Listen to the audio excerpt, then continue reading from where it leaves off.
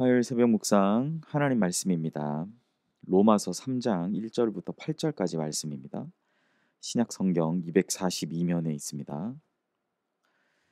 로마서 3장 1절부터 8절 말씀 제가 읽겠습니다. 그런즉 유대인의 나음이 무엇이며 할례의 유익이 무엇이냐? 범사에 많으니 우선은 그들이 하나님의 말씀을 맡았음이라. 어떤 자들이 믿지 아니하였으면 어찌하리요? 그 믿지 아니함이 하나님의 믿부심을 패하겠느냐? 그럴 수 없느니라. 사람은 다 거짓되되 오직 하나님은 참되시다 할지어다. 기록된 바 주께서 주의 말씀에 의롭다함을 얻으시고 판단 받으실 때에 이기려 하심이라 함과 같으니라. 그러나 우리 불의가 하나님의 의를 드러나게 하면 무슨 말하리요? 내가 사람의 말대로 말하는 대로 말하노니 진노를 내리시는 하나님이 불의하시냐? 결코 그렇지 아니하니라. 만일 그러하면 하나님께서 어찌 세상을 심판하시리요? 그러나 나의 거짓말로 하나님의 참되심이 더 풍성하여 그의 영광이 되었다 하면 어찌 내가 죄인처럼 심판을 받으리요? 또는 그러면 선을 이루기 위해 악을 행하자 하지 않겠느냐? 어떤 이들이 이렇게 비방하여 우리가 이런 말을 한다고 하니 그들은 정죄 받는 것이 마땅하니라. 아멘. 오늘 주신 본문의 말씀으로 인간의 불의와 하나님의 의라는 제목의 하나님 말씀 나누겠습니다. 바울은 본문을 통해서 유대인의 받은 할례와 율법은 폐기되어야 할 것이 아니라 오히려 하나님의 말씀을 믿지 아니함이 문제였음을 지적합니다.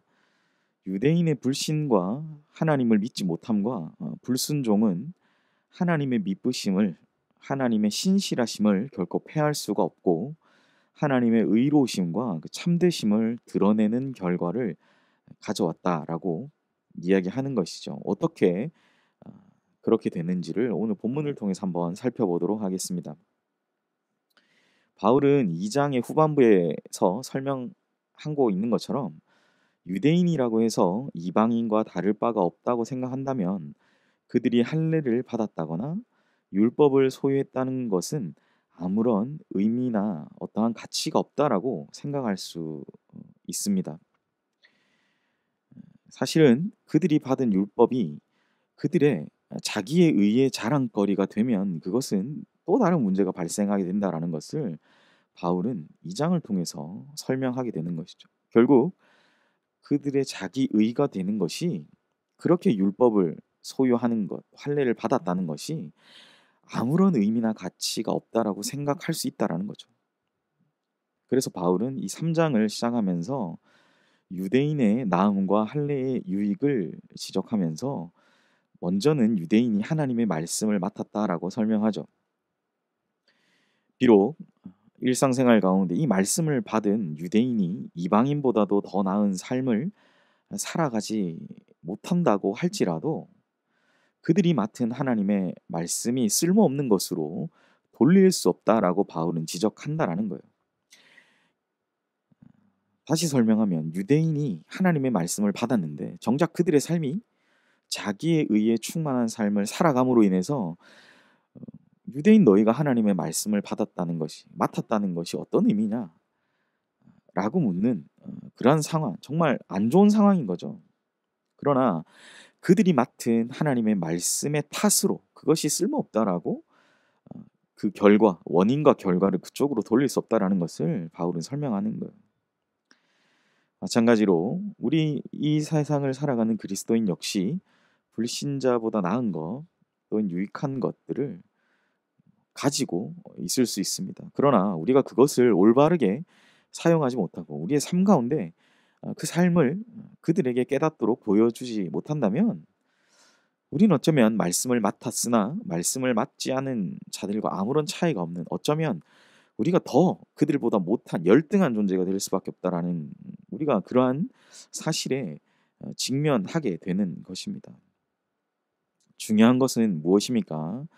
유대인 중에 어떤 사람들이 율법을 하나님의 말씀을 지키지 못했다고 해서 이 하나님의 말씀을 결코 무효화할 수는 없습니다. 유대인들의 하나님의 말씀에 그들이 말씀을 맡았음에도 불구하고 그들이 하나님을 제대로 믿지 못하고 불순종하더라도 그럼에도 불구하고 하나님은 여전히 참되고 미쁘신 하나님이심을 우리는 기억해야 돼요. 인간의 연약함은 하나님의 미쁘심과 참되심과는 무관한 것입니다.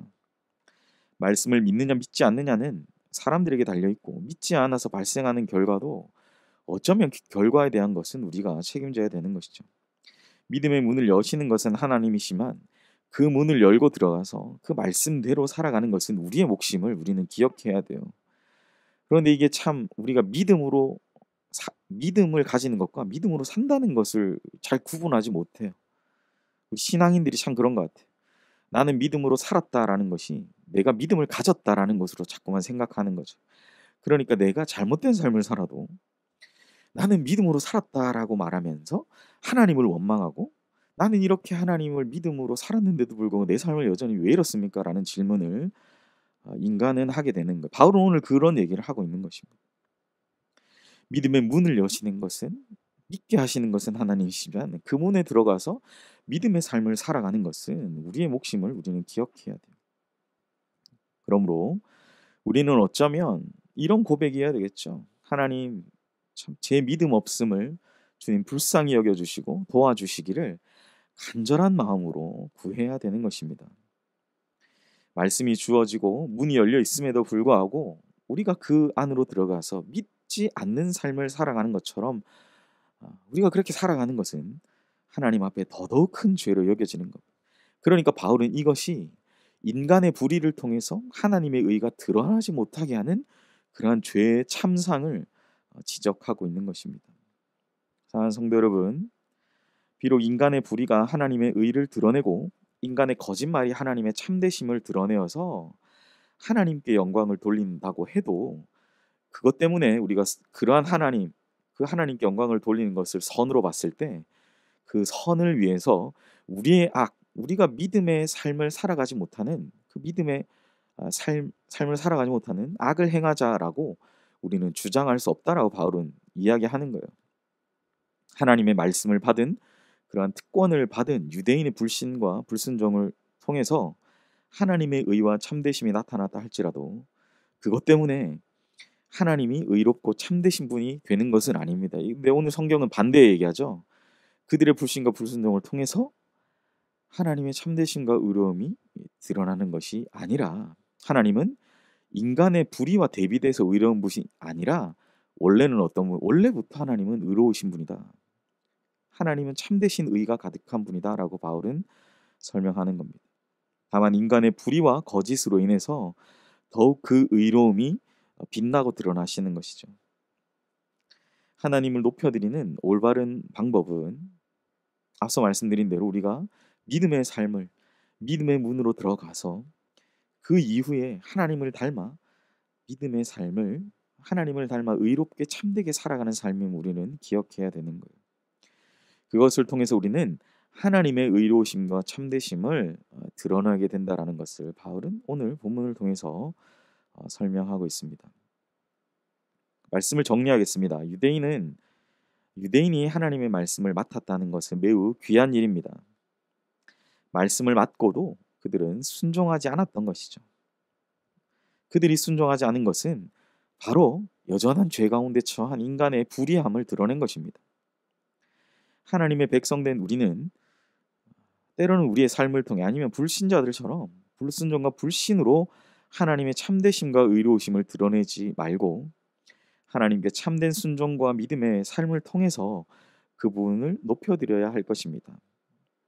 오늘 하루가 하나님을 높여드리며 또 그분의 참되심과 의로우심이 빛을 발하도록 우리의 삶을 인간의 불의한 상태에 여전히 놓아두는 것이 아니라 믿음의 문으로 들어간 그 믿음의 삶을 살아가시는 우리 귀한 연희교회 모든 성도님들 되시기를 예수님의 이름으로 간절히 소원합니다. 기도하겠습니다. 나의 거짓말로 하나님의 참되심이 더욱 풍성하게 될 수 없음을 고백합니다. 나의 죄로 말미암아 하나님이 영광 받으셨다라고 고백할 수 없음을 고백합니다. 오늘 본문에서 바울이 지적하는 것처럼 하나님, 율법을 맡은 자, 하나님의 말씀을 맡은 그 영광스러움과 기쁨과 고귀함과 존귀함이 있음을 생각하는 오늘 하루가 되게 하여 주시옵소서. 믿음의 문으로 들어갔다면 믿게 하신 그 하나님, 나로 하여금 신앙을 가지게 하신 그 하나님, 우리 그 처음의 마음이 너무 귀하다면 그 말씀 붙들고 오늘도 그 문을 통과해 믿음의 삶을 또한 하나님께 올려드리는 그러한 귀한 하루가 되게 하여 주시옵소서. 주님 붙들고 우리의 신앙이 결코 헛된 것이 아님을 오늘 하루를 통해 주님 앞에 우리의 감사와 또 우리의 믿음을 온전히 고백할 수 있는 하루가 되게 하여 주시옵소서. 감사드리며 예수님의 이름으로 기도합니다. 아멘. 시간을 들은 말씀 생각하시면서 자막을 보시면 함께 기도하겠습니다. 우리는 하나님의 말씀을 맡은 자로서 참되신 주님의 그 이름을 높여드림을 통해서 우리의 삶을 통해 주님의 의로우심을 드러내는 복된 하루가 되게 하소서. 두 번째, 우리 여름 사역을 위한 기도를 올려드리겠습니다. 코로나 시대에 진행되는 여름 사역을 통해서 배우고 확신한 일에 거하며 다음 세대가 거하는 다음 세대가 되게 하시고 한과 주의 환상과 꿈을 깨달아 아는 축복의 세대가 되게 하소서. 여름 사역을 통해 장기간 결석하고 있는 어린이들과 청년들이 신앙의 전환점을 마련하는 계기가 되게 하시며 사역을 준비하는 교육자, 우리 선생님들 하나님의 능력을 의지하며 기도하게 하셔서 헌신하는 자에게 주시는 축복을 더해 주시옵소서. 또 여름 사역이 연례적인 행사가 아니라 하나님께서 주시는 특별한 시간이 되게 하셔서 변경된 일정 있다면 그 가운데에서도 하나님의 계획과 인도하심에 안에 있는 그 믿음을 허락해달라고 여름 사역을 위해서 기도해 주시기 바랍니다. 여섯 번째, 담임 목사님을 위해 기도할 때 박지현 담임 목사님 하나님의 은혜와 능력이 충만하여서 연희교회 잘 이끌어 가실 수 있도록. 일곱 번째, 우리 중직자 우리 권사님들을 위해 기도하실 때 교회를 섬기신 모든 권사님들 코로나 시대 가운데 또 여러 가지 지치고 또 더운 여름 이 날씨 가운데 우리 섬기시는 모든 권사님들 붙들어 주시고 영육과 안에 강건함으로 각자의 자리에 하나님의 선하신 뜻을 이루어가는 권사님들 되게 해달라고 기도하시고. 여덟 번째, 우리 함영용 이석재 선교사님 사역과 가정을 지켜달라고 기도하시고 필리핀 팬데믹 상황이 나아져서 대면 수업과 성경 공부 또한 주일 예배가 속히 회복되게 해달라고 기도해 주십시오. 마지막으로 환우를 위해 기도할 때 우리 유래자 성도님 허리 치유의 회복을 위해서 우리 기도해 주시기 바랍니다. 함께 기도하겠습니다.